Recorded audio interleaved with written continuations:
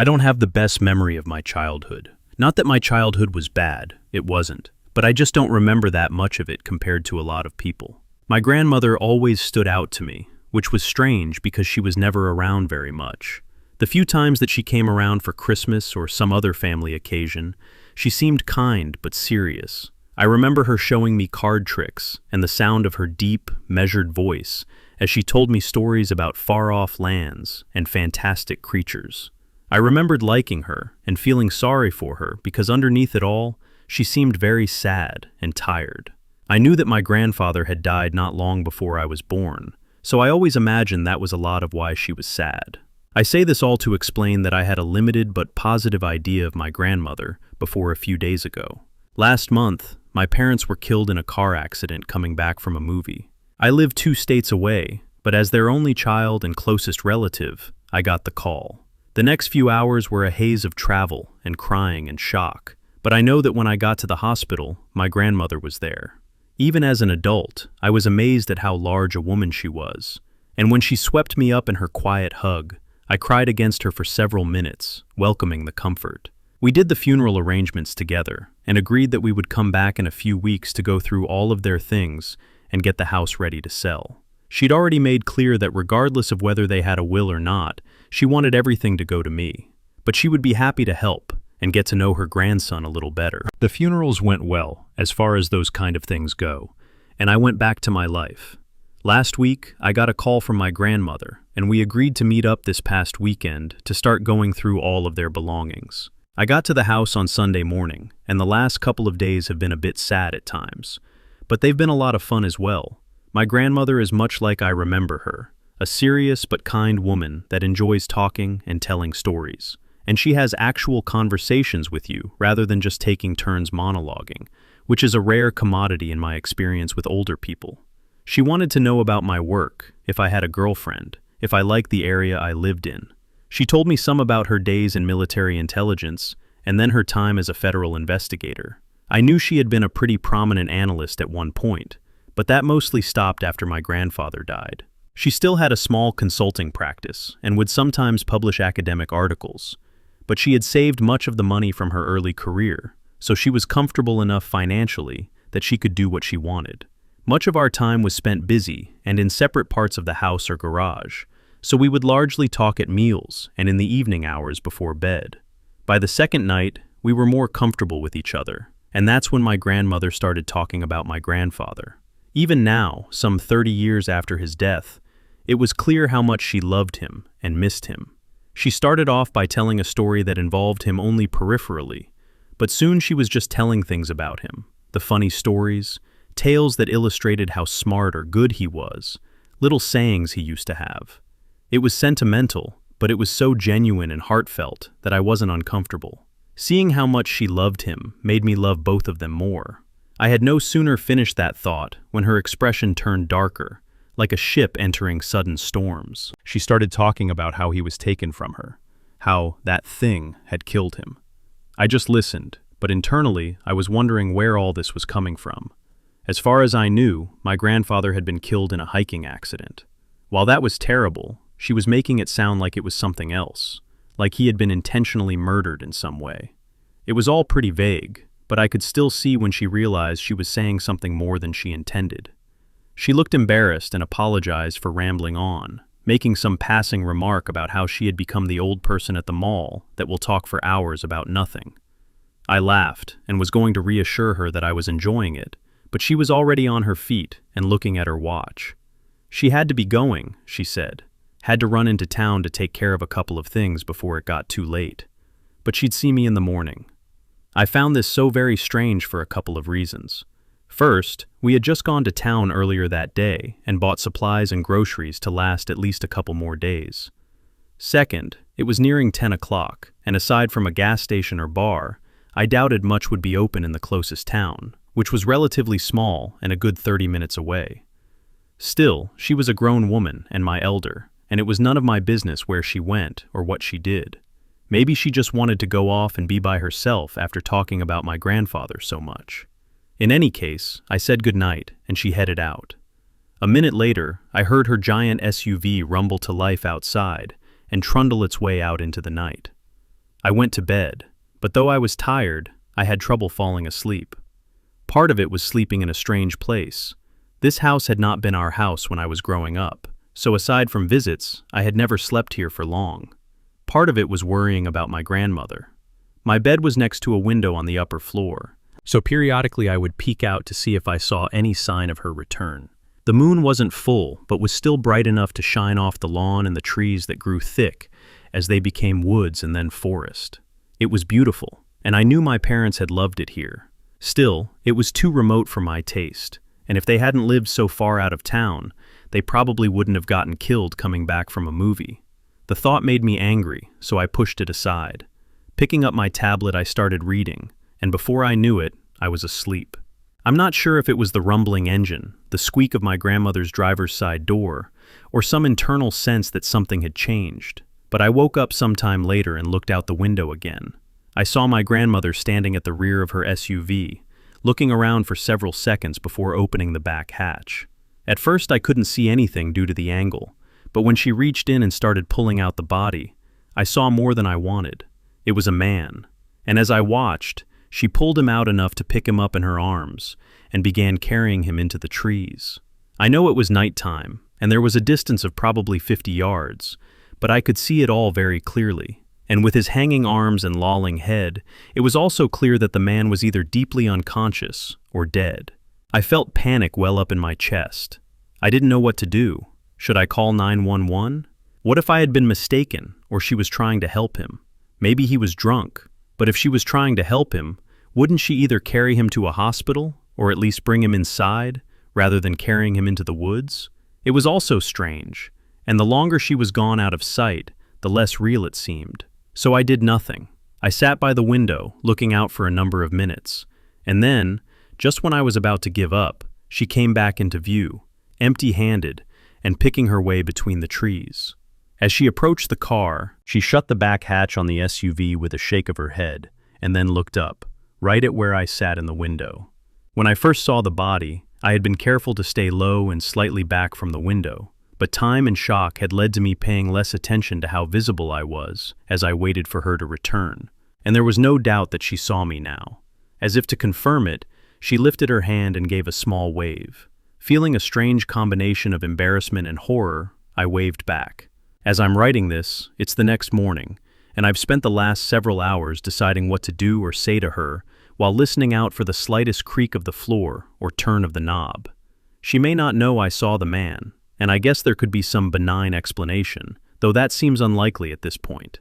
Either way, I hear and smell her cooking breakfast, and she's going to be knocking on my door soon. I love my grandmother, but I don't trust her. Not anymore. I think I'm going to try to talk to her, but at the first sign of trouble, I'm out the door.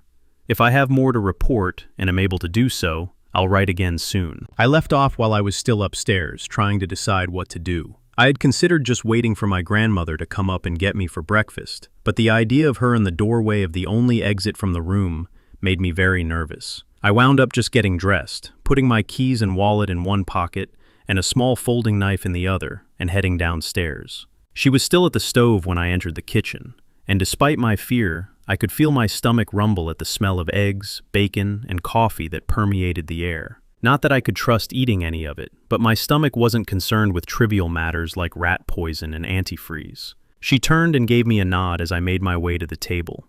"Good morning. I was going to come up and get you in a few minutes. Hope you're hungry." "Not too much," I lied. "My stomach has been weird this morning, so I think I'm going to have to wait. Smells great, though." I sat down in a chair where I could face her and reach the door outside or the living room quickly if things went south. She nodded her head and kept on poking at the eggs. "Well, that's a shame, but it'll be here for you if you feel up to it a bit later." She set the pan of eggs on an unlit burner and turned to face me, her expression slightly concerned. "You feeling sick?" I shook my head, weighing different lies and excuses, but finally I decided this was as good of an opportunity as I was going to get to broach the topic of what I had seen the night before. Well, I've just been a bit worried since last night. I saw you when you came back. I saw all of it. Not just when you came back from the woods. I saw the man you had." My grandmother was nodding already, but I pushed on. "I saw the man. I saw you carry him into the woods." Her expression didn't change at first, but after turning off the stove and taking a seat across the table from me, I saw a mixture of worry and sadness on her face. I thought you most likely had, and I know how something like that must look. I didn't want to frighten you by approaching you about it, and if I'm honest, I was hoping you would miss the first part. She rubbed her mouth and gave a nervous smile. Not the way I wanted you to find out about all this. I nodded. Her words were said in an even and reasonable tone, but I couldn't help but feel a dull dread growing in my stomach. Part of me had hoped she would deny everything and convince me it was a dream or a mistake. Instead, she was confirming that it happened, and I'd be lying if I said she wasn't intimidating even in her kindest moments. She was very intelligent, half a foot taller than me, and the last couple of days had been proof enough that age had slowed her very little. Last night she had carried that man without any signs of real effort, carried his lifeless body out into the dark. "Come back to me," she said gently. "I know this is frightening. I can tell you that you have no reason to be afraid of me, but how much is that worth right now? Very little, I suspect. So let me explain as best I can. All I ask is that you listen to the entire thing, and if at the end of it, if you want to call the police or leave or whatever you think is best, I will fully cooperate. But I need you to hear the entire thing, because some of it is going to sound very strange at first, okay?" I leaned back in my chair, my head pounding. This was the point where I had to make a decision, to give her a chance or not, whether to risk myself even more or not. On the one hand, I could run and call the cops. On the other, I could hear her out, and theoretically still do that if I didn't like or believe what she told me. Still, where did we draw the line? When she raised an eyebrow, I shrugged. "I'll hear you out, but I want you restrained to that chair before we start. I can't risk this being a trick or you deciding it's not going your way and you want to attack me." I could see the hurt in her eyes, but I pushed past it. "I want to believe you, to trust you, but you know it's the smart thing to do on my end." She nodded. "It is. I'm proud of you for thinking of it. I just hate it's come to this, but that's my fault, not yours. The duct tape is in the living room, I think, on the table by the sofa." Standing up slowly, I backed into the living room and grabbed the tape, fearful for the 5 seconds she was out of sight. But she was waiting in the same spot when I came back in, and she sat still while I put layers of tape around her chest and arms, securing her firmly to the back of the wooden chair. Pausing for a moment to consider, I then wrapped the remaining tape around her ankles and the front chair legs just to be safe. The job done, I asked her if she was comfortable enough. When she said she was, I sat back down across from her, my hands sweaty and slightly shaking as I tried to give her a comforting smile. "Sorry again, but I'm ready to hear everything you want to tell me." My grandmother looked off in the distance for a moment before focusing her sharp gray eyes on me. "Your father told you that my husband died in a hiking accident, right?" I nodded. "Yeah, he said Grandpa was rock climbing, fell, and died from his injuries." She shook her head, dark anger flickering across her face. "Well, the last part was right. He did die from his injuries. But there was no hiking accident. He was taken, abducted while walking to his car after work one evening, brutalized and torn apart, with what remained of him being found in a drainage ditch 8 miles away." Her voice grew rough and cracked with emotion as she spoke. I could see her fighting tears. She spread her hands on the table, long-fingered and steady even at her age, staring at them as she continued. "Your grandfather was a careful man, a smart man. Sure, things were safer back then than they are now, but it wasn't like nobody ever got hurt or killed even in a smaller city like we lived in. It happened. But he had no real enemies and was always cautious when traveling anywhere. My point is that nobody would have easily gotten the jump on him. The police said at first that it could just be a misunderstanding, or he could have just decided to leave, as stupid as that sounded. I spent all night looking for him, terrified and half out of my mind. By the next afternoon, the police were with me. It was just before sunset when they found his body in that ditch. I made the mistake of going to the scene. I told myself I was used to blood, to everything a body could show from my years in intelligence work, and that I owed it to him to see how he died. It was beyond anything I'd imagined.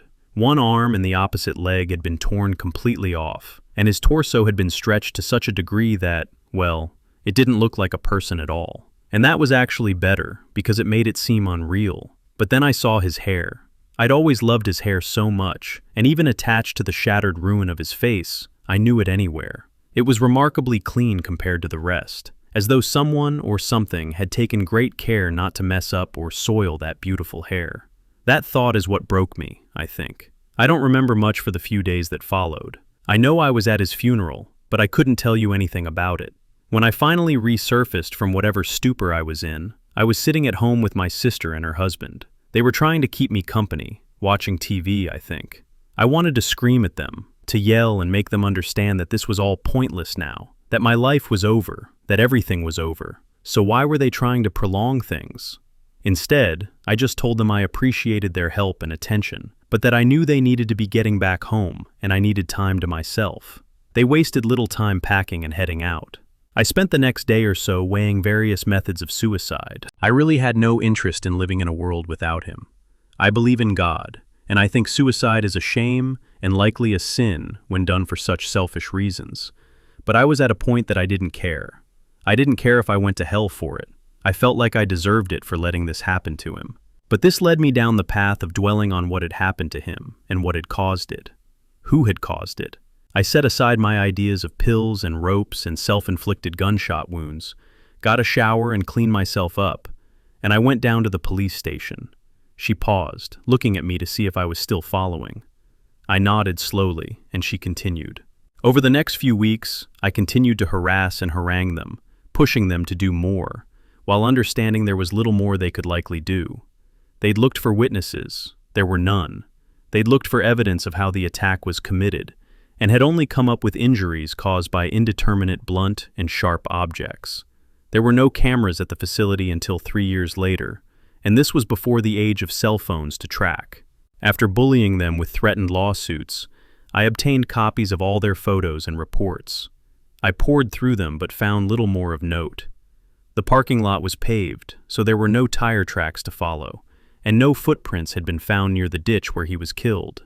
Something about the parking lot stuck out to me, but I wasn't sure what it was at first. After 2 days of looking at everything, it hit me. The facility had a separate parking lot for senior staff that was blocked by a mechanical arm and a keypad. My husband had the passcode, so he'd parked there when he was taken. The parking lot was on the far rear of the facility, not visible from the road, and without any pathways past it that would make it a thoroughfare for casual passers-by. What were the odds that someone had just happened upon him as they went by, or decided to wait in a relatively small and quiet parking lot for hours until they had a chance to snatch someone?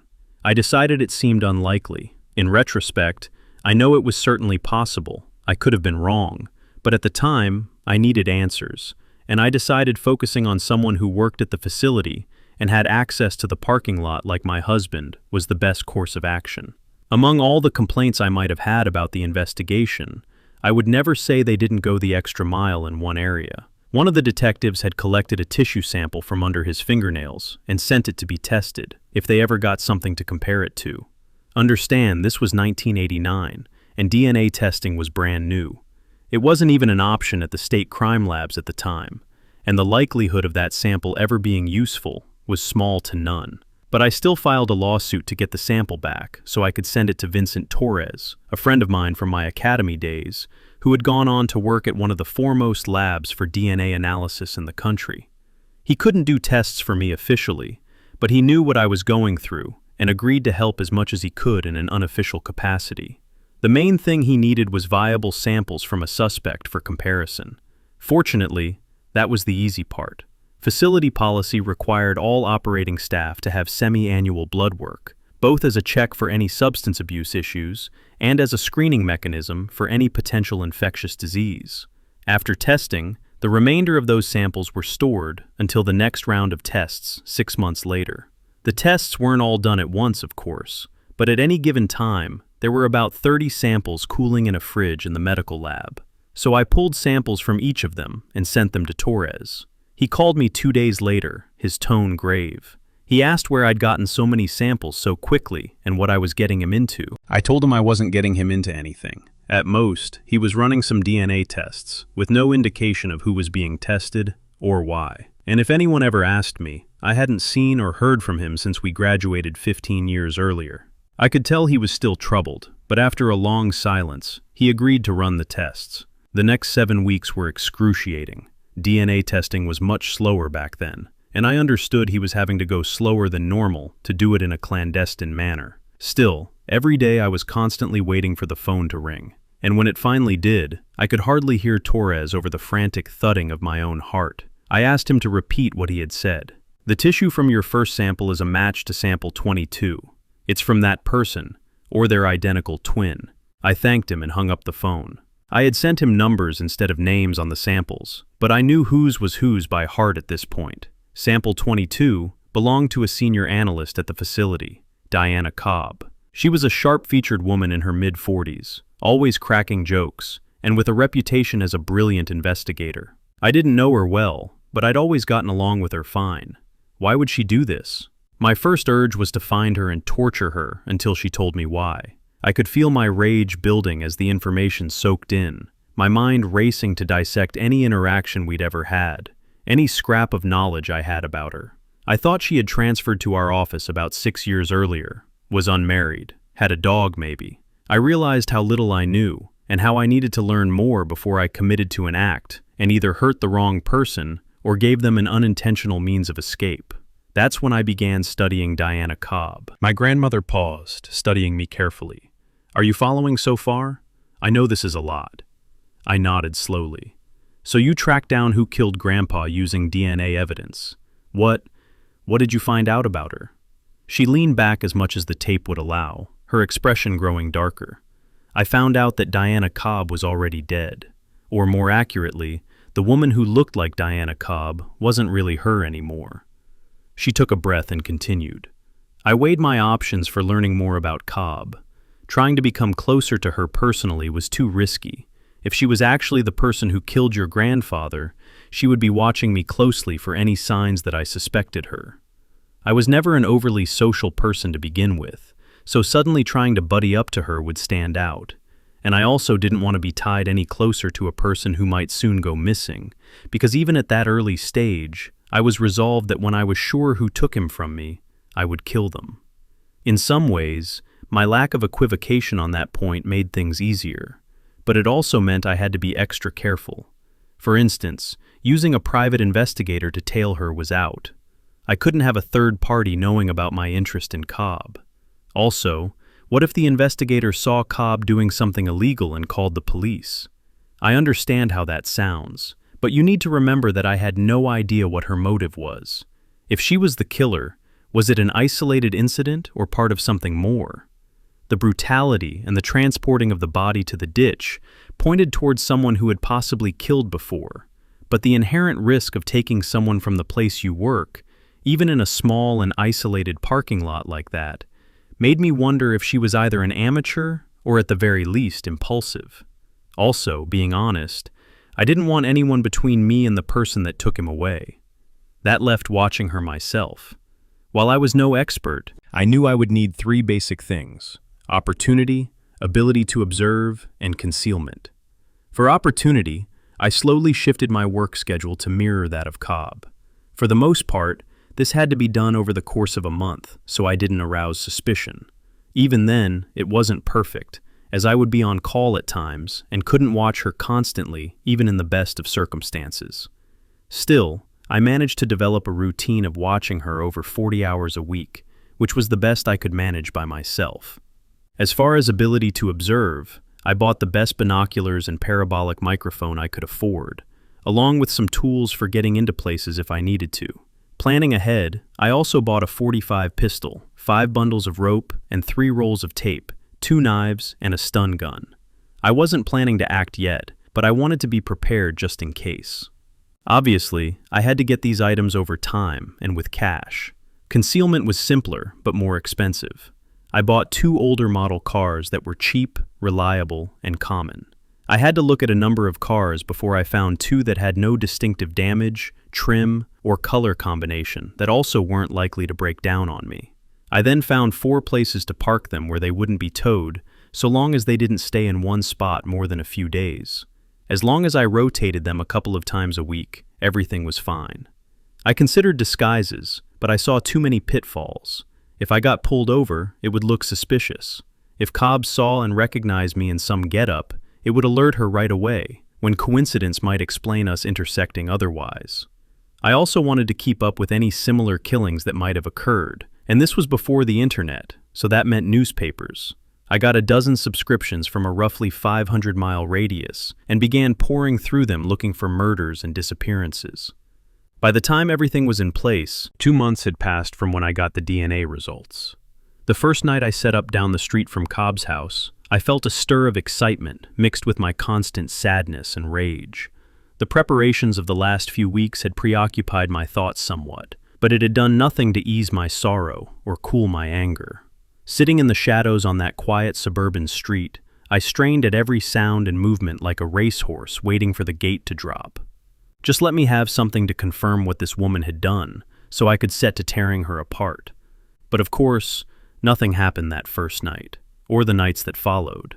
I would trail her from her home to the store, to the movies, to a coffee shop where a bored waiter tried to gamely fend off her awkward attempts at flirtation. Between the binoculars and the microphone, I could see and hear a surprising amount, and as time went on, I got better at positioning myself at the best angles while hopefully staying inconspicuous. 3 weeks in, and I felt like I knew Cobb fairly well. She seemed to be a lonely but harmless woman who did nothing out of the ordinary. But of course, that was outside Cobb. I needed to see what inside Cobb looked like. I had explored the exterior of Cobb's house one day when I knew she wasn't there a month ago, and the safest place to enter seemed to be the back door. I had ordered a pick set and the same model lock as she had, a cheap 4-pin lock with no security pins. I had actually read a book on lock picking when I was a kid, but I had been reading more lately in preparation for this. I practiced on the duplicate lock for hours, mainly using a small tension tool at the bottom, along with a rake pick to trigger the pins. I knew the real lock would be keyed differently, of course, but with practice, I could unlock the duplicate in less than 30 seconds. I picked a rare night that she was working late, and I was not, and then I went to her house. Parking 2 streets over, I cut through backyards quietly, wincing at the bark of a nearby dog, as I crept across her yard and onto her back porch. I had an image of her popping out of the door with a shotgun leveled at my chest. I shook off the thought and crouched down at the door to begin picking. Every scrape of metal sounded enormous in the still night air, and I soaked my shirt with sweat in the 2 minutes it took me to open the lock. Without hesitating, I swung open the door and eased inside. The air inside was stale and cool, with a faint smell of cleaning agents and something acrid. I was entering through the kitchen, which was very clean, but also completely bare. No food, no furniture, not even appliances aside from a stove that looked rarely used. I knew the house should be unoccupied, but I still moved quietly and made sure that my small flashlight stayed well below any windows. Moving farther into the house, I found empty room after empty room. No furniture or boxes or decorations. Then I reached what I supposed was Cobb's bedroom. There was a bare mattress on the floor and a tall standing mirror in one corner. The closet contained a handful of clothes that were the same things I saw her wearing every day. I saw something on the mirror and went back to it. It was a picture of Cobb, 10 years younger and 30 pounds lighter. She was at the beach with another woman, and they were in some kind of casual, joyful pose. She looked like she was really happy in the picture, and it lit her eyes with life I'd never seen in person. I heard the front door click and froze. It was unlikely it could be anyone other than her, and regardless, I didn't need to be caught in her house. I went to the second closet in the room, fearing I would find it full with items she regularly used. Thankfully, it was empty, and I eased the door closed a moment before she entered.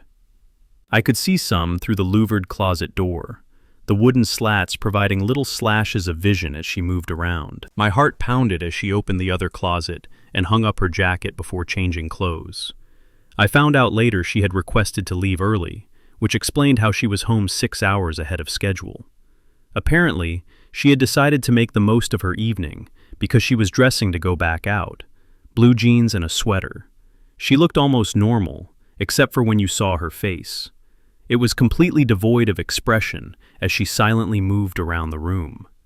After putting on different shoes, she stood in front of the mirror, carrying herself motionless for several minutes. Her stillness was almost mesmerizing.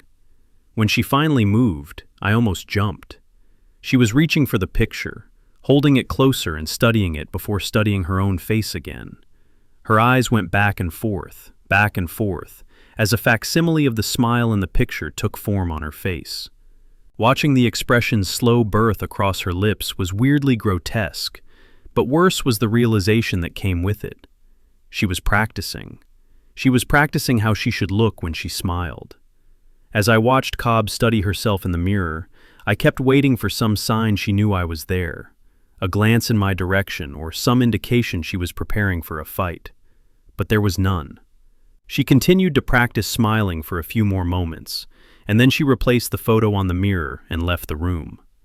When I heard the front door open and shut again, I assumed she'd left.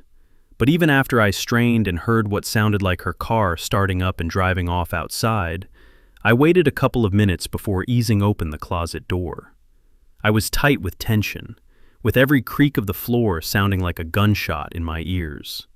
I crept to the back door, constantly looking around for some sign that Cobb had silently doubled back to trick me into thinking she had left. But no, she seemed to truly be gone. Peeking out the back door window, I made my way out onto the back porch and across her yard. When I was back to my car, I drove around and confirmed Cobb's car was gone.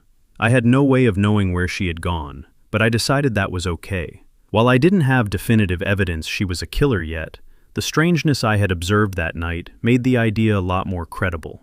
Tired, I went home and tried to get some sleep, with little luck. 2 days later, I received one of my distant newspaper deliveries. A 23-year-old woman had gone missing the night I had been in Cobb's house, and she had left for parts unknown. It was nearly 200 miles away from where we were, but based on the timeline of when she was last seen, Cobb would have had plenty of time to get there. Even not knowing if she were to blame, I felt terrible, responsible. If I had done better, been smarter, I could have stopped her already, or at least tracked her so I would know if she had gone to that town or not. As it was, I was left with continuing to observe and trying to find out more about Diana Cobb from her past. I pulled her file from the admin office and found that prior to transferring to our office, she had been at a federal facility outside of Kansas City for a number of years. Not much other information beyond her work history, which contained nothing out of the ordinary for a senior analyst. Still, it gave me a jumping-off point. I called the Kansas City office and worked my way to someone in human resources, telling them I was with a large private security firm in Boston that was considering extending an offer to a former analyst there and was checking through her references as part of the potential hiring process. The woman on the phone was friendly from the start, but I could tell there was a brief hesitation and change of tone when I mentioned the person in question was Diana Cobb. "Well, I can put you in touch with the director if you want. He was director back when Diana was here too, so he can talk more about what kind of analyst she was. But I shouldn't say anything." Her desire to gossip was almost palpable. "I understand, and I'm not trying to put you in a bad spot, but I don't want to make the wrong choice on her either. So anything you could tell me would be off the record, but it'd be a big help if you could give me any insight you have on her." There was a moment of contemplative silence, and then she went on. "Look, Diana was a nice person when she first came here, right? Joked around a lot. Colleagues liked her. She had a partner, lived with a woman, and she fit right in. Then her and her partner go on vacation to South America one summer. This was 7 or 8 years ago now. And when they got back, she was different somehow." "Different how?" I asked, trying to keep the intense curiosity out of my voice. I was supposed to be a mildly interested businesswoman, not an obsessed stalker. I could almost hear her shrug over the phone. I don't know how to describe it. She was still nice and would joke some, but it seemed forced. She was off from how she had been before. Within a few months, her and her partner were separated, and she had transferred away. "I guess she's on the move again?" "Yeah, we'll see. You've given me a lot of food for thought. Hey, was her partner okay? I mean, did everything turn out okay for her?" I could sense her hesitating again, and I was worried I may have pushed for more than she'd give. Luckily, the gossip in her won out, as she let out a small sigh. "Yeah, I guess so. Bless her heart, she still lives around here, so I see her from time to time. She doesn't look happy, though. I think Maria really loved her, and whatever came between them, I think it hurt her a lot." I could feel rage building in me again as she spoke. Yes, losing someone you love like that. It kind of destroys you. "Hey, thank you for your help. You've given me a lot to go on." When I hung up the phone, I sat with my head in my hands for some time. My thoughts were swimming in the blackness of my mind like pale, blind cavefish. I would catch glimpses of their pallid scales and hear the occasional ripple or splash as they stirred the water. But these ghost impressions left me with little in the way of a solid idea or plan. The things that felt most real to me were my pain and my anger, and it was getting harder to hold them in check. Still, I had to be sure. I took a few days off and drove to Kansas City to try and track down Cobb's ex-partner. My grandmother paused, her eyes distant. What I found there changed everything. My grandmother continued, her voice taking on a heavier tone. She wasn't going by her former partner's name any longer, so the phone directory was of little use. I called the federal office and got a residential mailing address that Cobb had never changed. This led me to a modest townhouse in a quiet neighborhood, not far from the Kansas City facility. As I went up to the front door, I could see that the paint around the door and on the shutters was peeling, and the air of disuse and being unoccupied grew so strong as I approached that I felt sure I was knocking at the door of an empty house. But only seconds after I knocked, a woman in her 40s opened the door. She looked at me warily as I fought down the urge to tell her that I knew her. In a way, it was true. She was the woman from Cobb's picture. Swallowing, I pushed forward with my story. "Hi, ma'am. My name is Rebecca Davis. I was hoping I could ask you a few questions about your former partner. I work for a private investigation firm and—" I tried to smile and seem non-threatening, but I could see her running the mental calculus of the likelihood I was a threat. After studying me further, she nodded and stepped aside. "Come on in. Now, is Diana in some kind of trouble?" We stepped into a foyer cluttered with stacks of books and magazines, and as we spoke, she led me down a path to a living room that was even more filled with rows and rows of books. I gestured around. "You've got quite the collection." She had moved a stack of newspapers off a worn-looking sofa and gestured for me to sit down. She shrugged, looking disconsolate. "I think I slipped from being a collector into a hoarder about 3 years ago. I need to clear all this junk out." She looked used up and small in her pale cardigan as she sat down in an old recliner. Her sad eyes looked thoughtfully distant for a moment before coming back to me. "So, is she in trouble?" I smiled. "I don't know yet, honestly. I'm just looking for her on behalf of an interested party, and my understanding is that the two of you were together for years." A brief look of pain crossed her face.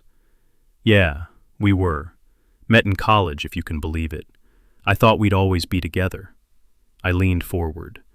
"If you don't feel it's too personal, can you tell me what changed? Did Diana change?" She picked at some dried skin on her lip nervously. She suddenly seemed very uncertain.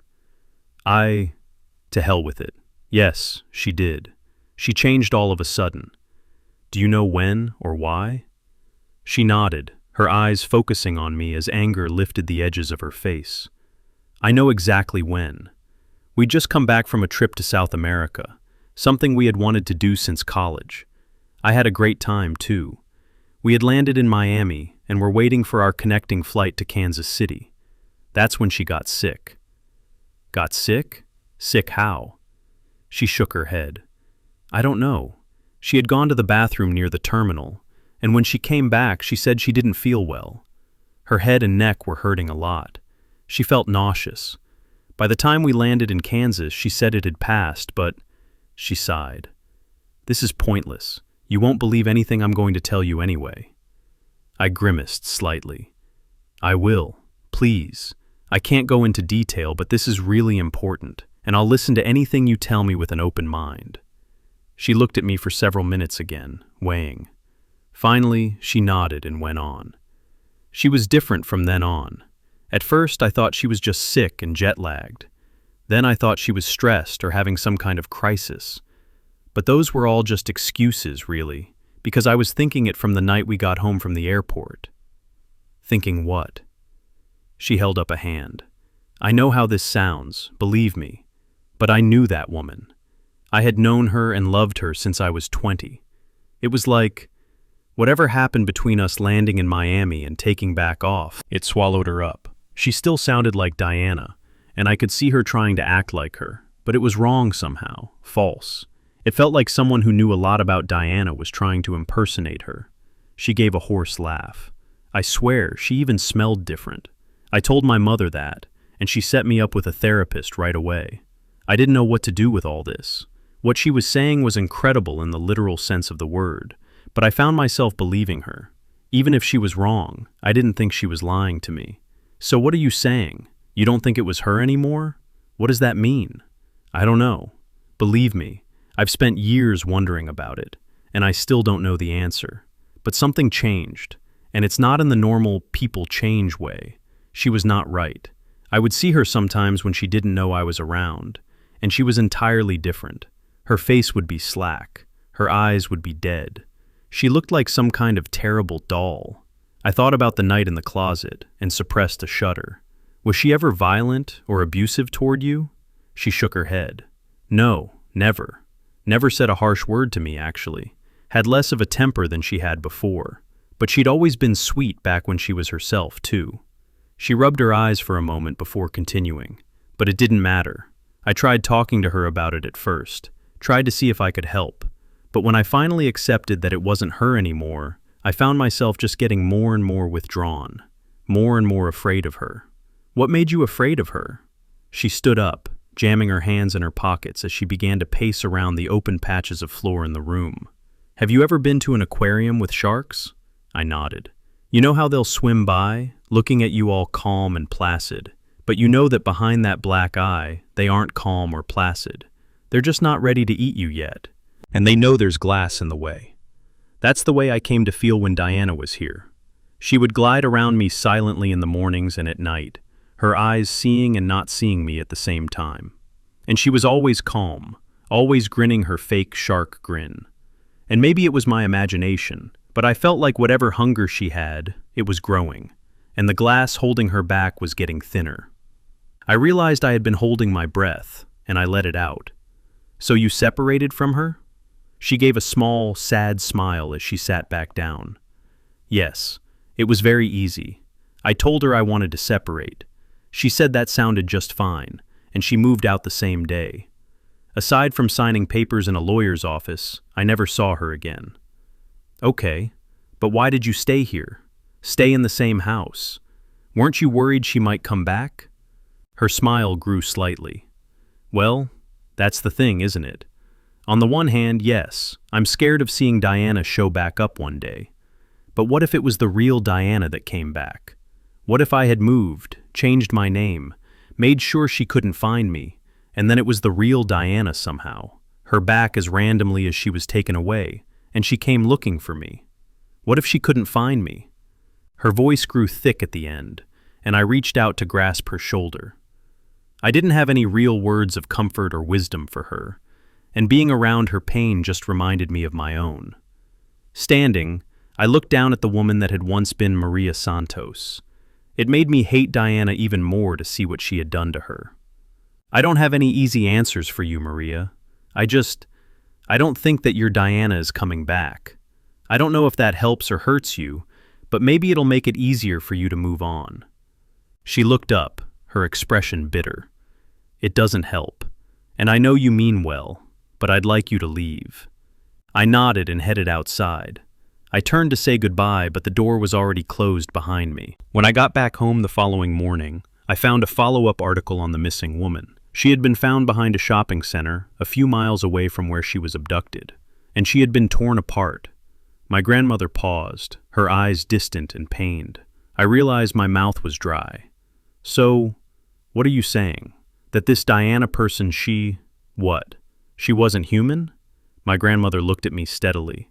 I'm saying that something had taken her over, something that wore her like a suit, something that killed my husband and who knows how many others. But that's, I trailed off. Impossible? After what I'd seen last night?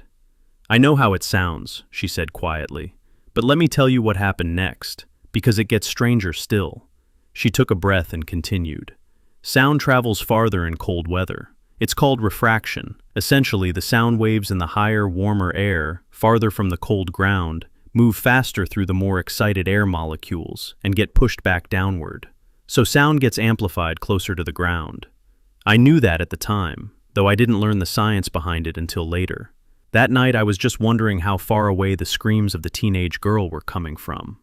It had been 6 weeks since I'd returned from Kansas City, And in that time, I had found out little new beyond some information about the last woman who had been killed, a pretty brunette in her sophomore year of college. She had 2 parents and a younger sister that the newspapers bled for grief and drama for a couple of weeks before moving on to the next tragedy. But it wasn't over for them. It would never be over for any of us. It would have been easy to add their imagined pain to my own and use it all as justification I needed to end this now, to end her now. But for all my circumstantial evidence, I had nothing definitive. Even the DNA from your grandfather's fingernails, while compelling, didn't eliminate other explanations. And given what I intended on doing to her, I needed to be sure.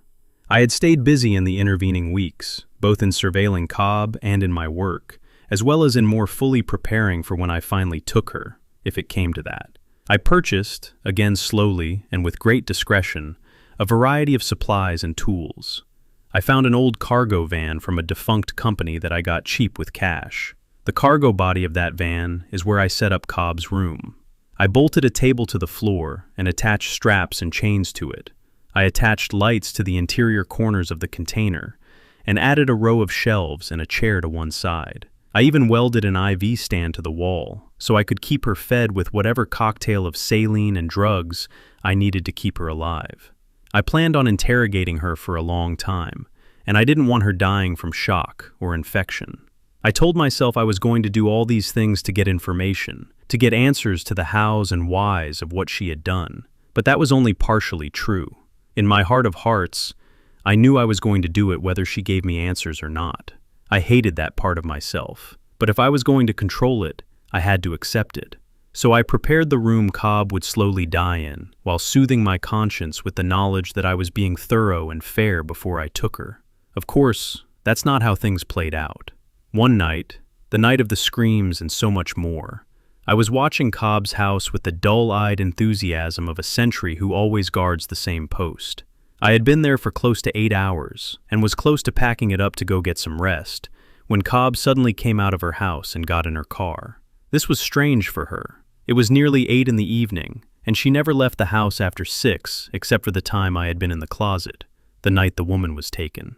Feeling my pulse pounding in my head, I waited until she was almost out of sight, and then I pulled out and began to follow her.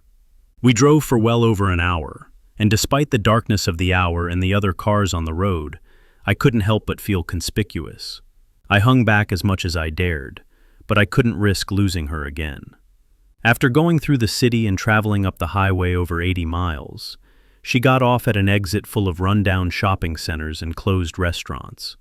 At first, I thought she had a particular place she was headed, but she just turned into the first large parking lot and began cruising through it at a low speed, even circling around the backside of what looked to be a defunct electronics store and a couple of discount outlets.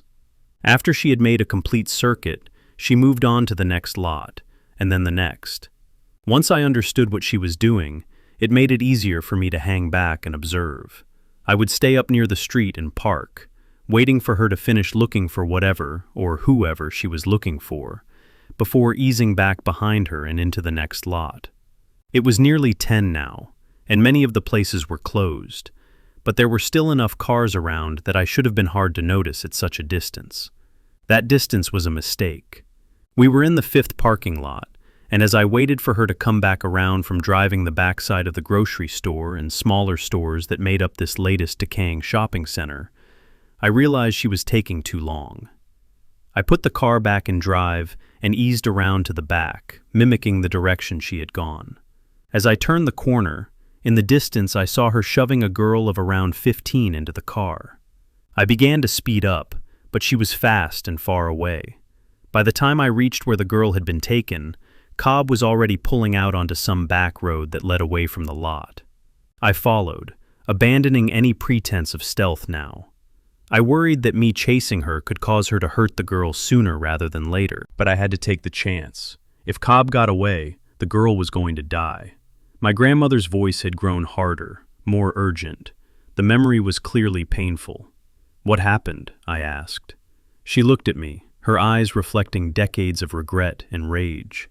I crashed my car trying to stop her, and then I saw something that changed everything I thought I knew about reality. My grandmother's voice grew darker, more haunted.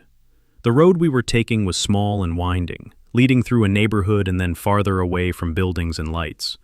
My little surveillance car, while reliable, was not equipped with the best headlights or any great speed, and it took all my concentration to keep to the road while not losing ground as I pursued them. We were 12 miles out of the city now. Fields of lightly frosted farmland reflected the ghost glow of winter moonlight as we threaded our way through the darkness. We passed a home that was brightly lit with twinkling colored lights and molded plastic snowmen, and it occurred to me that Christmas had been the week before, and I hadn't noticed.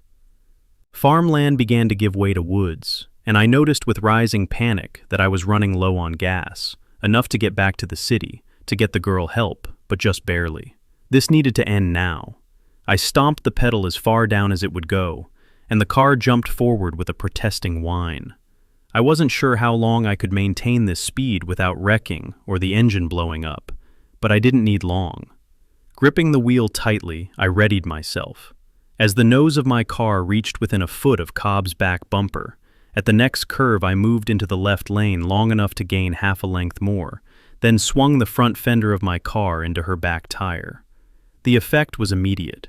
She began to spin out, but then so did I. I tried to regain control of the car, but it was too late. I jumped the shallow ditch on the right side of the road, and then everything went dark. When I woke up, my car was somehow still running, its hood crumpled from going head-on into a medium-sized oak tree. Judging by the car clock, only a few minutes had passed, but that was more than enough time for Cobb to get away. I tried to look out my window, but it was fogged up beyond any visibility, so I just opened the door and slowly got out. My head was swimmy, and I had a small gash where I'd hit my head on the steering wheel, but otherwise I seemed okay. Steadying myself against the car, I looked around. Cobb's car was wrecked in the far deeper left ditch 50 feet down the road. The front doors to the car were open, and there was no sign of anyone. I started making my way up the road to the car, and it didn't take long before I saw the drag marks leading away into the woods. I patted my pockets. I had my gun and a folding knife on me, and that would have to do. Following the path wasn't hard at first, with the moonlight throwing the thick rivulets of ice, snow, and dirt into sharp relief. As I got deeper into the woods, however, the shadows and undergrowth began to slow my progress. That's when the girl began screaming. I picked up my pace again, moving at a loping, unsteady run as I tried to gauge direction through a combination of sight and sound.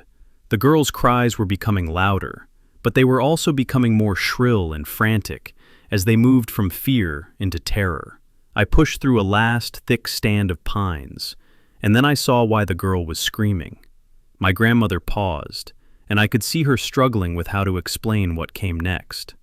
This is where I have to ask for your patience more than anything that's come before.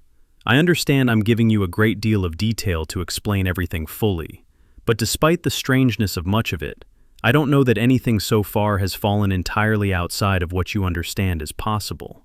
This next part, I will do my best to describe, but you need to understand that I will fail to really do it justice, and it will sound unbelievable.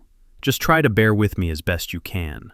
I pushed through those trees and stumbled into a small clearing, the cold white moonlight shining down like a spotlight over the scene. The girl, she looked closer to 14 now that I was closer, was down on her back and trying to scramble away from the thing towering over her. Cobb was nowhere to be seen. As for the thing itself, it was on 2 legs and was half again as large as a person. From behind, I could see its legs were digitigrade, like the legs of a dog or cat, though they reminded me more of insect legs. It had no tail I could see, but just relatively small hips that swiftly expanded into a large, muscular torso. The back of the torso was largely covered with mottled, leathery skin that seemed to pulse and shift, though it became plated and seemed to transition into some kind of dark chitin as it moved toward the head. I took all this in quickly, and while still moving forward slowly. Then it turned to face me. Its head was a strange mix of a mantis and something reptilian, reminding me of a cross between a praying mantis and a lizard. A hard, segmented shell, hooded and elongated face set with burning amber eyes, and a mouth full of long, serrated teeth. The strangest thing about it was its arms. They were different from each other. One was heavy and thick, made out of that same dark plated material, and shaped like some kind of savage club that tapered to a ridged mass at the end. The other was a slender, almost delicate limb with fingers that were long and almost graceful looking, each tip punctuated by a curved talon. As it regarded me, I involuntarily took a step back. My mind was having trouble reconciling what it was seeing. How was I supposed to deal with something like this? Still, I had to try. I fumbled and pulled the gun from my coat pocket, leveled it at the creature, and fired. I saw the round strike just before hearing the wet thudding sound it made. The creature seemed unfazed. I fired again and again. I emptied all 13 rounds into that thing, and it didn't stagger, didn't bleed. It just took it without complaint. Then I realized it was making a sound after all. It was low at first, and I couldn't identify it. When I did, I felt my bowels loosen. It was laughing. The sound was terrible, like wet meat and gravel being tumbled in an old dryer. But I could tell that's what it was. Whatever this thing was, it was laughing at me. I looked back to the girl who had been transfixed by all of this, and I yelled for her to run. I still don't know if that's what killed her, and I tried to tell myself she was going to die regardless. But as I yelled, the creature turned back to her and brought its massive clubbed arm down on her chest. The girl, she burst open. The arm was brought down a second and a third time, but she was well dead before then, the force from the blows shattering her bones and sending jets of blood and ruined flesh shooting off in streams from the point of impact. The thing turned back to me, still making its awful laughing sounds, and I swear I could see that mouth of teeth smiling at me. So I ran. My mind was half gone at this point, and I can't say that I was even headed back toward the road. Over the sound of blood in my ears, I could hear the terrible thudding crash of the monster pursuing me. I tried to go faster, but my vision was beginning to swim, and I found myself struggling to keep my feet. I felt more than heard its hot, ragged breath on my back, and I was turning to try to fight it off, but suddenly I was flying through the air. Pain flared through my neck and shoulders as I struck something hard, and then I was out again. She paused, her breathing slightly labored as if reliving the memory physically exhausted her. When I came to, I was in a room of some kind. It looked like a basement, with cinder block walls and the musty air of disuse. The room was fairly large, stretching out into a darkness that was not illuminated by the single pool of light the overhead bulb afforded. I was tied in a chair, ropes at my wrists and ankles, bungee cord around my chest. I tried to rock the chair, but it was either very heavy or secured somehow, because it didn't budge. Next, I tried to listen for any sign of noise, any clue as to where I was or who might be around. Nothing. Finally, I went back to studying my surroundings, peering into the dark for any further information I could find. That's when I saw her eyes. Cobb's eyes were reflecting the light from the overhead bulb, and as I stared into the blackness, I could slowly make out her still form. She said nothing, but after another few seconds of studying me, she stepped forward into the light, her eyes still fixed upon me. She was smiling, and it looked very genuine. The reason you're alive, in case you were wondering, is I need to know what you know and who you've told. Cobb's voice had lost any forced jocularity that I was used to hearing the times we intersected at the office. She stood in front of me, hands on her waist, and that unpleasant smile still on her lips, as though she was getting ready to punish an unruly child and savored the idea. I understand you can lie, and I understand that torture is not foolproof, but I have to try, don't I? I looked up at her, fear and rage warring in my heart. I know you're a murderer. I know you killed my husband. Cobb gave me a fake wince as I said his name. Yeah, that was not my best choice. I knew that taking someone from where I worked was risky, but I needed someone, and he was just there, like a gift. It was easy at the time, but hindsight is difficult. If I had known you were going to be a super sleuth, I would have tried to hold off. She smiled again, and I was reminded of Maria comparing her to a shark. But let's move past that. What do you really know? I felt my jaw clenching as anger won out.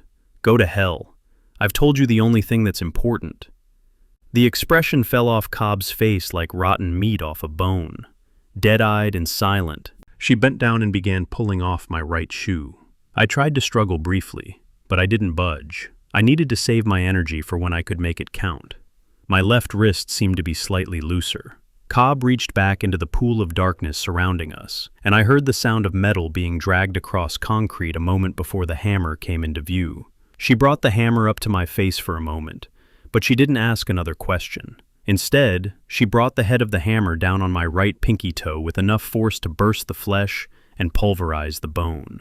I know I screamed, but I don't remember it. I was too concerned with the bomb going off in my head as the pain reached my brain. I felt myself slip toward blackness and then back out again. My head was spinning as I gasped for breath, and I realized I was flailing involuntarily, as though my body had decided it was time to escape regardless of any plan I might have. With great effort, I slowed my breathing and movement. It was hard to think about anything but the pain, but I had to try and hold on. My grandmother stopped, looking at me with eyes that held decades of trauma. She tortured me for information, broke 3 of my toes, left me bleeding and in agony. But I also noticed something. Her right hand was bleeding. She'd hurt herself while hurting me. That told me she wasn't as coordinated as she seemed, and more importantly, that she could be hurt. When she left briefly to get water, I worked my left wrist free. The rope had some play in it, and with my own blood as lubricant, I managed to slip out. When she came back and bent down to undo the rope, thinking I was still secured, I had my chance. She paused, her voice dropping to barely above a whisper. An adult human can bite down with over 200 pounds of pressure. Given the proper placement and force, it's more than enough to rip out the carotid arteries in one bite. I tore out her throat with my teeth. The words hung in the air between us. I felt my stomach turn. "I know how that sounds," she continued, "but it was her or me, and after what she'd done to your grandfather, to that girl, to who knows how many others, I didn't hesitate. When she fell, I got myself free and beat her head in with her own hammer. I wanted to make absolutely certain she was dead. Then I searched the basement. I found a small living area. She'd been living there, preparing that torture room for me or someone like me. I bandaged my foot as best I could and prepared to leave. But before I did, I found something in a drawer, a folder with newspaper clippings, articles about disappearances and murders going back years. She'd been keeping track, collecting them like trophies. And in that folder, I found something else, a list of names, dozens of them. Some were crossed out, some had dates next to them, some had locations. I realized what I was looking at. It was a target list, people she'd already taken, people she was planning to take. That's when I understood. Diana Cobb, whatever she was, wasn't unique. This wasn't an isolated incident. There were others like her, many others, and they were organized, coordinated, hunting people systematically. I took the folder and I left. I burned that house to the ground with Cobb's body inside, let it all turn to ash. And then I made a decision. If these things were out there, if nobody else knew about them or was doing anything to stop them, then I would. I would hunt them. I would kill them. I would protect people from monsters that shouldn't exist but did. That was 30 years ago, and I've been doing it ever since. She looked at me steadily, her eyes holding mine. The man you saw me with last night? He was one of them. One of these outsiders, as I've come to call them. Things that look like people but aren't. Things that wear human skin like a disguise while they hunt and kill and prepare for something larger. I've killed 87 of them over the years. 87 monsters pretending to be human. And I'll keep killing them until I can't anymore. The room was silent except for the faint hum of the refrigerator in the kitchen. I didn't know what to say, what to think, what to feel. My grandmother had just confessed to being a serial killer, but she was also claiming she'd been killing monsters. And after what I'd seen last night, the body that disappeared, the deputies finding nothing, I couldn't simply dismiss it as madness. "You said they disappear," I finally managed. "When you kill them, how?" She nodded, seeming relieved that I was engaging rather than running. "There's something inside them. I call it a seed. It's small, black, lodges itself in the brain. When you destroy it, there's a pulse, like a vibration in the air, and then the body just collapses in on itself and vanishes. Everything. The body, the clothes, all of it. Just gone. That's why there's no evidence, no bodies to find, no blood that stays. They return to wherever they came from when the seed is destroyed. And where do they come from? I don't know. Somewhere else. Another reality, maybe. Another dimension. I've spent 30 years studying them, and I still don't have all the answers. But I know they're real. I know they're dangerous. And I know someone has to stop them. She looked at me with an intensity that was almost frightening. So now you know the truth. About me. About what I do. About what's really out there in the dark. The question is, what are you going to do about it? I sat there, staring at my grandmother bound to the chair with duct tape, trying to process everything she'd just told me. Monsters, seeds, disappearing bodies, 30 years of hunting things that shouldn't exist. It was insane. But I'd seen that body last night, seen her carry it into the woods. And when the deputies searched, they'd found nothing, just like she said they wouldn't. I need proof, I finally said. More than just words. If what you're saying is true, if these things are real, then you must have evidence, documentation, something. She nodded slowly. I do. I have a facility about 2 hours from here. Everything I've learned, everything I've documented over the past 30 years, it's all there. Research, video footage, tissue samples. If you want proof, I can show you. Then show me, because right now, this is all just a story. And I need more than a story before I decide whether to call the police or cut you loose. Fair enough, but I need you to understand something first. Once you see it, once you really understand what's out there, you can't unknow it. Your life will never be the same. You'll start seeing them everywhere, wondering about every person you pass on the street, living with the knowledge that monsters are real and most people have no idea. And that's the life you've been living? For 30 years. Doesn't sound like much of a life. She smiled sadly. It's not. It's lonely and hard and dangerous. I've been hurt more times than I can count. I've had to kill people, or things that look like people, and live with that weight. I've pushed away everyone I cared about to keep them safe, including your father, including you. I felt a pang of emotion at that. Is that why you stayed away all those years? Partly. I didn't want you or your parents getting caught up in this. The less you knew about me, the safer you were. But also, she looked away. Also, I was ashamed of what I'd become, of the things I'd done. Your father, he was just a kid when I started all this. I should have been there for him, helped him grow up. Instead, I abandoned him to chase monsters. He never talked about it much, I said quietly. About you. I always wondered why. Probably because he didn't know what to say. How do you explain a mother who just disappeared into her grief and never came back? We sat in silence for a moment. I'm sorry, she said finally, for all of it, for not being there, for dragging you into this now. You deserve better. I looked at her, this woman who had seemed so strong and capable just a day ago, now looking old and tired and bound to a kitchen chair with duct tape. What happens if I say no? I asked. If I decide I don't want any part of this? Then I'll understand. You can leave, go back to your life.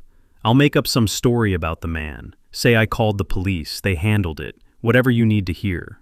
We'll finish sorting your parents' things, and then we'll go our separate ways. You'll never have to think about any of this again. Will I be safe? If there are others out there, you should be. As far as I know, they don't target people randomly. They're very specific about who they go after, who they implant seeds in. You're not on their radar. But you are. She nodded. I've killed nearly 90 of them. I'd be shocked if they didn't know about me by now, at least to some extent. But they've never come after me directly, and I think there's a reason for that. What reason? I'm not sure. Maybe I'm not important enough. Maybe they think I'll die of old age soon anyway. Or maybe... She paused. Maybe there's something about me that makes me harder to target, something I don't fully understand yet. I thought about the blood she'd mentioned swallowing from Cobb, the strange abilities she'd developed afterward. When you bit Cobb, I said slowly, you swallowed her blood. A lot of it, yes. And after that, you said you changed. You could sense them. That's right. Could they sense you? Could that be why they haven't come after you? She looked at me with what might have been respect. That's a good question, and honestly, I don't know. It's possible. The blood definitely changed me in ways I'm still discovering. It's one of the reasons I've survived this long. I stood up and began pacing, trying to sort through my thoughts. Part of me wanted to run, to pretend this conversation never happened, to go back to my normal life where monsters didn't exist and my grandmother was just a sad old woman mourning her husband. But I couldn't, because I'd seen that body, and I'd seen it disappear, or at least, I'd seen that the deputies couldn't find any trace of it. And if my grandmother was telling the truth, if these things were real, then people needed to know. People needed to be protected. "Okay," I said, stopping in front of her. Show me. Show me your facility. Show me your evidence, and then I'll decide." She nodded. "Fair enough. But first, you'll need to let me out of this chair." I hesitated.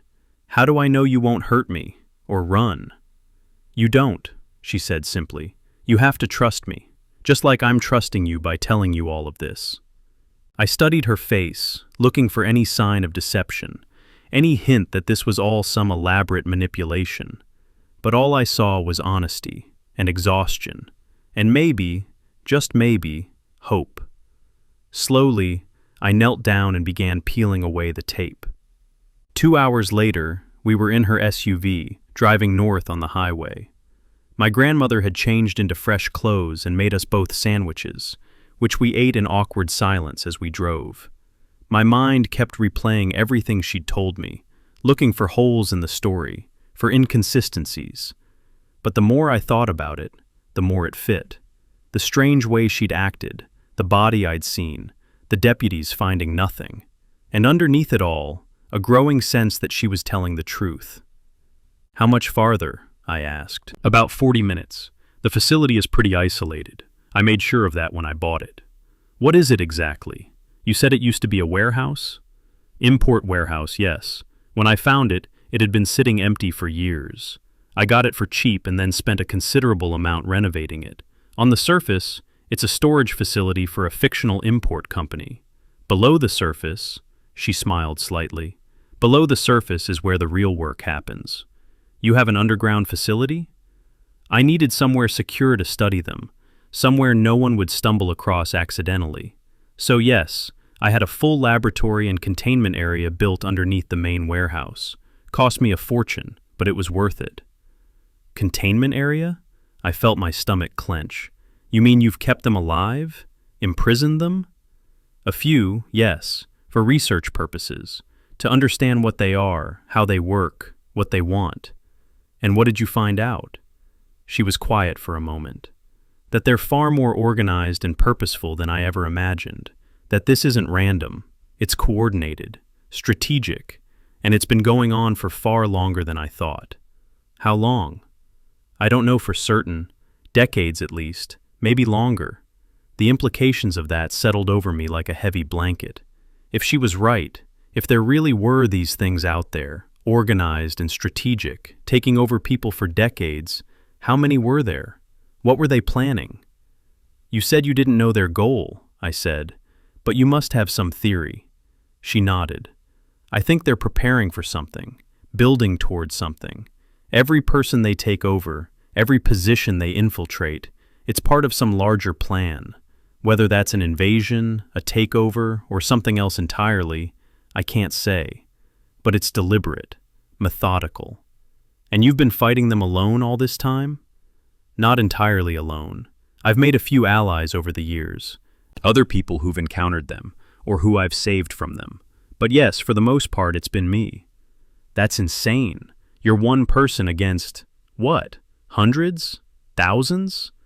"I know the odds aren't good, but what else was I supposed to do? Ignore it? Pretend I didn't know? I couldn't do that. Not after what they did to your grandfather. Not after I saw what they're capable of." I understood that, in a way. The need for justice, for revenge, for purpose. "Why me?" I asked suddenly. "Why tell me all this now? Why not wait until after—" I stopped, not wanting to say the word. "Until after I die," she finished.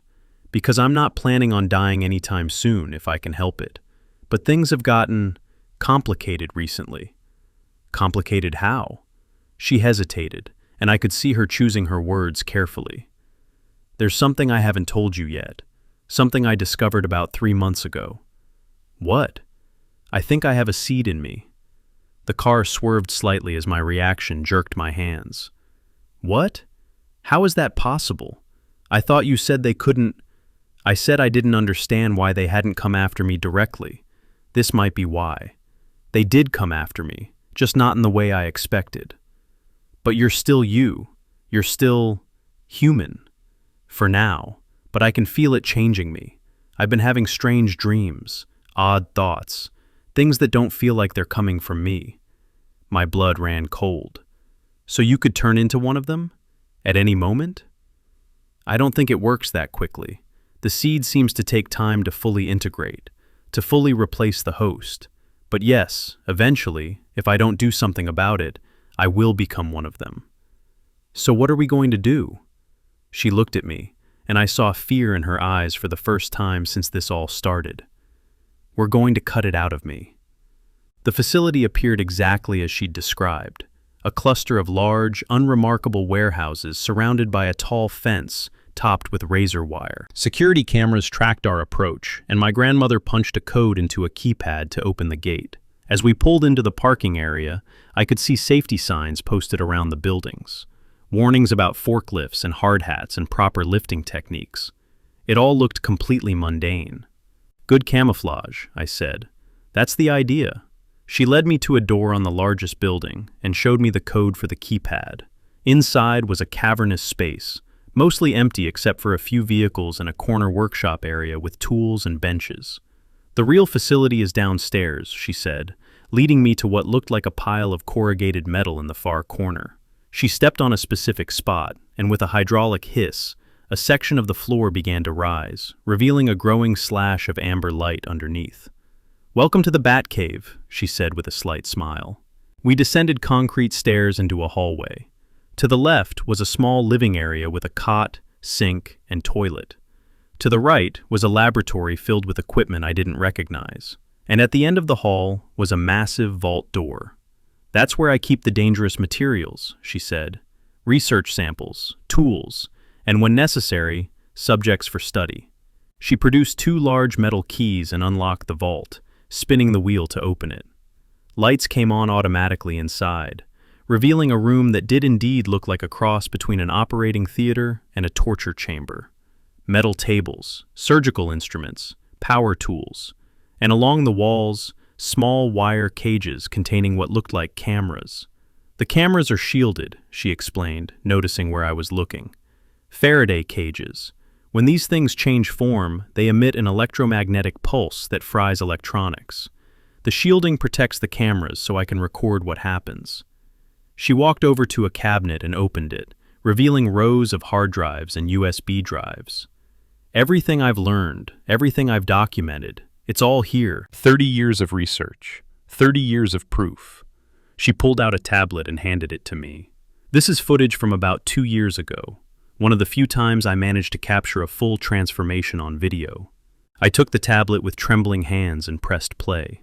The video showed a young woman strapped to one of the metal tables. She struggled at the restraints for a while, then suddenly went completely still. I leaned closer, squinting at the screen. Then, without warning, her entire body seemed to flicker, like a television with bad reception. The image scrambled for half a second. When it cleared, the woman was gone. In her place was something else entirely. It looked vaguely humanoid but wrong in every way. Its skin was mottled and gray, stretched too tight over a skeletal frame. Its head was elongated, almost insectoid, with multiple black eyes clustered on each side. And its mouth was full of needle-like teeth, rows and rows of them. I watched in horror as tendrils began to emerge from its body, spreading out across the table and floor like searching fingers. The creature moved with an alien grace, testing its restraints, probing the walls. Then, just as suddenly, it flickered again, and the woman was back, struggling against the straps as though nothing had happened. I looked up at my grandmother, my hands shaking so badly I nearly dropped the tablet. I couldn't form words. "That's what they really are," she said quietly. "That's what's been walking among us, pretending to be human. That's what killed your grandfather." I felt bile rising in my throat. What happened to her? The woman in the video? I destroyed her seed. She disappeared just like I told you. But she looked so scared, so human. I know. That's what makes this so hard. They're very good at mimicking human emotion when they need to be. But it's just an act, a survival mechanism. The real thing, what you just saw, that's what they are when they don't have to pretend anymore. I set down the tablet carefully, afraid I might crush it if I kept holding it. My mind was reeling. It was real. All of it was real. I need to sit down, I said faintly. She guided me to a chair in the laboratory and brought me a glass of water. I sipped it slowly, trying to calm my racing heart. I know this is a lot to take in, she said gently. Take your time. Those things are out there, I said after a long silence. Right now, walking around, looking like people. Yes, and nobody knows. Most people don't know. There are a few of us who do, who are fighting back, but we're vastly outnumbered. How many do you think there are in total? She shook her head. Thousands, probably. Maybe more. It's hard to say. They're very good at hiding. And you think they're planning something? I'm certain of it. I was quiet for a long moment, processing everything. You said you have a seed in you, I said finally. How did that happen? How did they get to you? I'm not entirely sure. The best I can figure is that they targeted me specifically because of what I've been doing. As for how they implanted it, I had an incident about 4 months ago. I woke up in a strange place with no memory of how I got there. When I got home and checked myself, I found the seed on an MRI. And you didn't remove it immediately? She looked away, shame crossing her face. No, because along with the seed came changes, enhancements. I became stronger, faster, more resistant to injury. It was like being young again, and I told myself I would monitor it closely, that I'd remove it if I started to change. But I also wanted to keep the advantages it gave me. I was selfish. You're not selfish, I said. You're human. Anyone would be tempted. Maybe, but I should have known better. And now it's gotten to the point where I can feel it changing me. I'm having thoughts that aren't my own, dreams that feel like messages. I can't wait any longer. So you're going to have it removed? Yes. I have a surgeon, a friend who owes me a favor. He's going to perform the extraction in 2 days. Is it safe, the procedure? She gave me a humorless smile. Nothing about this is safe. Best case scenario, he extracts the seed intact and I recover with minimal brain damage. Worst case scenario, the extraction triggers the seed to take me over, or it kills me, or I disappear like the others when their seeds are destroyed. Those are terrible odds. They're the only odds I have. I stood up and started pacing around the laboratory, looking at all the equipment, all the evidence of her decades-long war. Why tell me all this? I asked again. Why involve me? Because I need someone I can trust, someone who knows the truth. If the procedure goes wrong, if I die, or if I become one of them, I need someone who can finish what I started, or at least warn others, carry on the fight. You want me to be your backup plan. I want you to be my insurance policy, yes. But more than that, I want you to have a choice. You could walk away from all this, live your life, never think about it again. But if you stay, if you choose to help me, to help fight these things, then you'll be part of something important, something that matters. Something dangerous. Very dangerous. I won't lie to you about that. This life has cost me almost everything. My husband, my relationship with my son, years of isolation and pain. But it's also given me purpose, a reason to keep going. And I've saved lives. Not as many as I'd like, but some. And that has to count for something. I thought about my parents, about the funeral, about how lost I'd felt since their death, how empty and purposeless. And I thought about that creature on the video, about the idea of those things walking around pretending to be human, hurting people. If I agree to help, I said slowly, what would that involve? For now, being there during the procedure, making sure nothing goes wrong. If the surgeon tries to betray me, or if the seed starts taking me over, you'd need to stop me, permanently. You're asking me to be ready to kill you. If necessary, yes. I can't do that. You're my grandmother. And I'm asking you to do this because you're my grandson, because I trust you, because I know you're strong enough to do what needs to be done. I shook my head. This is insane. All of this is insane. I know, but it's also real. And you have to decide, are you going to help me, or are you going to walk away? I looked around the laboratory again, at all the evidence of her life's work, at the proof that monsters were real. And I thought about what my grandfather would want, what my parents would want. They'd want me to help her, to keep her safe, to do the right thing no matter how hard it was. I'll help you, I said finally, but on one condition. What's that? After this is over, after the procedure, assuming you survive, you teach me everything. How to hunt them, how to kill them, how to fight back. Because if these things are out there, if they're planning something, then we need more than just you trying to stop them. She studied me for a long moment, and I saw pride in her eyes. Deal, she said. Welcome to the war. The next 2 days passed in a blur of preparation and training. My grandmother showed me around the facility, explaining her systems, her research, her methods. She taught me how to identify potential outsiders, the subtle tells, the behavioral quirks, the way they sometimes slipped and showed their true nature. She also taught me how to kill them. The seed is always in the same place, she said, pointing to a diagram of the human brain. Left temporal lobe, just beneath the hippocampus. If you can drill through the skull here, she indicated a spot just in front and halfway up the ear, you'll hit it within a few tries. And if I miss, then you keep trying. The human form can be hurt like any person. They bleed, they feel pain, they can die from trauma. But if you want them gone completely, you need to destroy the seed. Otherwise, you're just creating a body that will eventually be found. She showed me her weapons cache, guns, knives, drills, even some improvised explosives, everything carefully organized and maintained. You have to be smarter than them, she emphasized repeatedly. They're stronger in their true form. They can switch between forms instantly, and they're highly intelligent. Your only advantages are surprise, preparation, and the fact that they still have human vulnerabilities when they're in human form. She also told me about the cult, the House of the Claw. They're human worshippers, she explained, people who serve the outsiders willingly.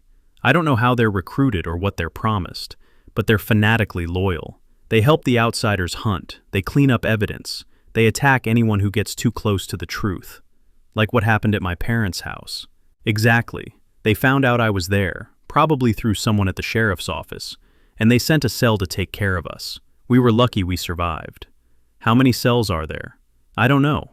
They operate independently, so taking out one doesn't tell you about the others. But they're organized enough that information flows upward to some kind of leadership structure.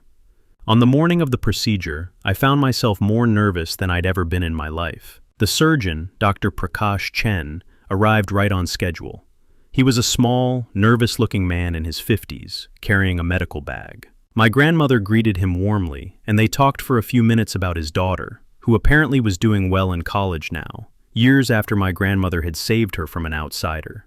I can't thank you enough for this, Prakash said. I know it's dangerous. I understand the risks, my grandmother replied, but I trust you, and I need this done. We went down to the vault, and my grandmother changed into a hospital gown before lying down on the metal table. Prakash prepared his instruments while I stood by the door, a gun holstered at my back. My grandmother had been very clear about my role. Watch Prakash closely. If he did anything suspicious, stop him. If the seed started taking her over during the procedure, stop her. No hesitation, no second guessing. Remember everything we talked about, she said to me as Prakash prepared the anesthesia. I love you, and I'm proud of you. Tears stung my eyes. I love you too. Then she was under, and Prakash began to work. I watched every movement, my hand never far from the gun. Prakash worked methodically, making the incision, cutting through the skull, inserting the endoscope to locate the seed.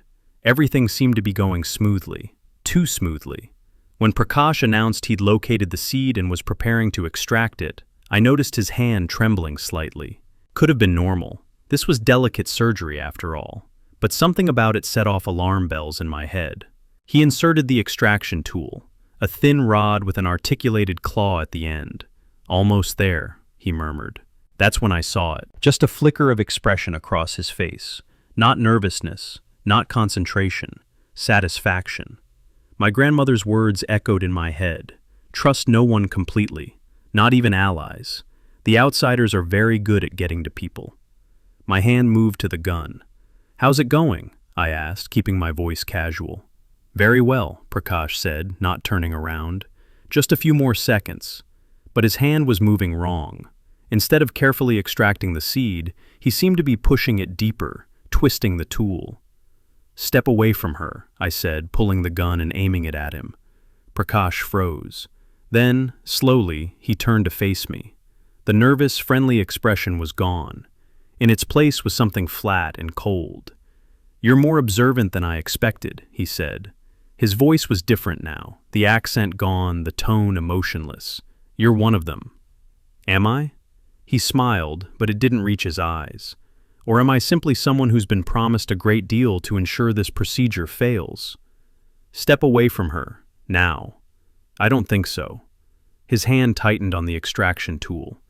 "You see, I've been instructed to either corrupt the seed, push it deeper so it fully integrates, or to fracture it during extraction. Either way, your grandmother becomes one of us or disappears entirely. Those were my orders." "From who? The house?" "Does it matter? The result is the same." My hands were shaking. I'd never pointed a gun at a living person before. But I thought about my grandmother, about everything she'd sacrificed, about the trust she'd placed in me. "Last chance," I said. "Step away or I will shoot you." "You won't," he said confidently. "You're not a killer. You're just a scared kid who got dragged into something beyond his understanding. Now put the gun down before someone gets hurt." He turned back to my grandmother, his hand moving toward the extraction tool. I fired. The shot was deafening in the enclosed space. Prakash staggered back, clutching his shoulder where the bullet had struck. The extraction tool clattered to the floor. "You shot me," he said, sounding genuinely surprised. "I warned you." He lunged for the tool, and I fired again. This time I aimed for his leg, and he went down hard. "Stay down," I ordered, moving closer.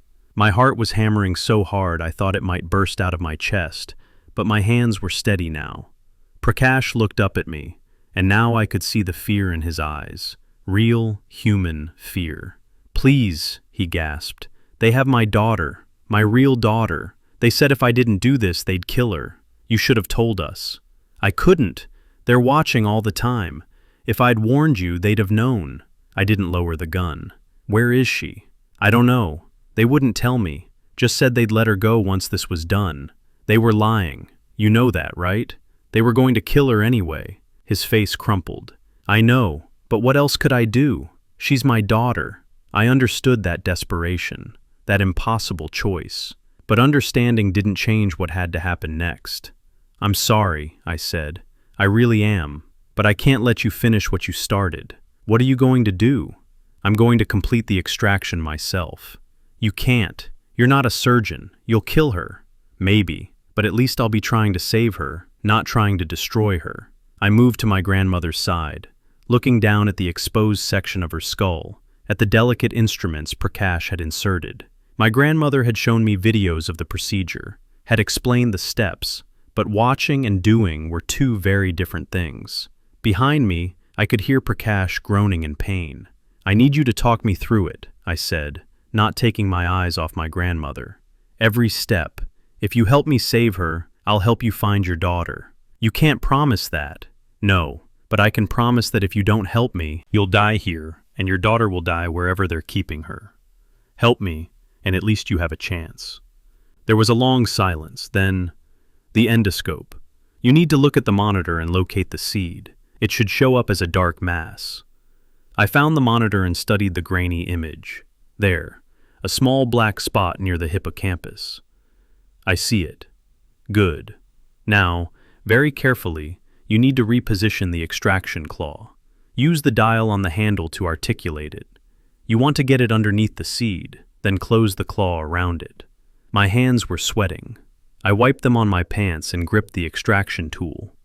Like this? Lower. You're too high. If you hit the hippocampus directly, you could cause permanent memory damage. I adjusted, barely breathing. There. Now close the claw slowly, very slowly. I turned the dial. On the monitor, I could see the tiny mechanical claw closing around the dark mass. It's not grabbing, I said. The seed is slippery. You need to get better purchase. Try rotating the tool 15 degrees clockwise. I did. The claw shifted. Now try again. This time, when I closed the claw, I felt it catch on something. I think I have it. Don't pull yet. You need to make sure it's secure. The seed is fragile. If it breaks during extraction, she'll disappear. How do I make sure? Gentle pressure. If the seed is secure in the claw, it won't shift when you apply light upward force. I pulled gently on the extraction tool, barely moving it. On the monitor, the seed lifted slightly but stayed in the claw's grip. It's holding. Good. Now, very slowly, extract it. Steady pressure. Don't jerk or twist. I began to pull. Millimeter by millimeter, the extraction tool rose through the hollow tube my grandmother had inserted earlier. Sweat dripped into my eyes. My arms ached from holding so still. Keep going. You're doing well. The tool was halfway out now, 3/4. Almost there. And then, finally, the claw emerged from the tube, and I could see it, the seed. A small, black, pebble-like object gripped in the metal claw. I've got it, I breathed. Don't drop it. Place it in the containment dish, the metal one on the tray. I carefully transferred the seed to the dish, then set it aside. Now what? Now you need to close the incision and bandage her head. There are sutures in my bag. Working from Prakash's instructions, I managed to close the incision and apply bandages. It wasn't pretty, but it was functional. When I was done, I stepped back and looked at my grandmother. Her chest was rising and falling steadily. The monitors showed stable vitals. She was alive. I turned to Prakash, who was slumped against the wall, pale from blood loss. You kept your word, he said weakly. You saved her. And you kept yours. You helped me complete the extraction. Will you really help me find my daughter? I looked at him, this broken, desperate man who'd been forced into an impossible situation. I'll try, I said. But first, we need to get you medical attention, and you need to tell me everything you know about the people who took her. They'll kill me if they find out I betrayed them. They'll kill you anyway. At least this way you have a chance. He nodded slowly. All right, I'll tell you everything. As I helped him upstairs and called for an ambulance, with a cover story about an accidental injury during equipment testing, I couldn't help but think about what my grandmother had said. This life was dangerous, lonely, hard, but it was also necessary. And I was in it now. For better or worse, I'd crossed a line I could never uncross. I'd become a hunter. My grandmother woke up 6 hours later. I was sitting by her bedside in the living quarters when her eyes fluttered open. Jason? Her voice was hoarse. I'm here. She looked around, confused. What happened? Did the procedure? It's done. The seed is out. You're okay. Relief flooded her face. Prakash betrayed us, or tried to. He was working for them. They had his daughter. Her expression hardened. I should have known. They always find leverage. I stopped him, and I completed the extraction myself. Her eyes widened. You what? He talked me through it. I got the seed out intact. She stared at me for a long moment, then reached up and gingerly touched the bandages on her head. You saved my life. You saved mine first, when you told me the truth. She smiled weakly. How do you feel, knowing it's all real? Terrified, angry, but also purposeful. Like I finally understand what I'm supposed to be doing. And what's that? Helping you, fighting them, making sure what happened to Grandpa doesn't happen to anyone else. She gripped my hand tightly. I'm so proud of you. But I want you to understand, this choice you're making, it will cost you. Maybe not today, maybe not tomorrow, But eventually, this life takes everything. I know, but it's my choice to make. Yes, it is. We sat in silence for a while, her hand in mine.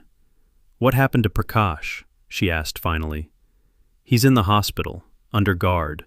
I told the police he was injured in an industrial accident at our facility. He's cooperating, told me everything he knows about his handlers. It's not much, but it's a start."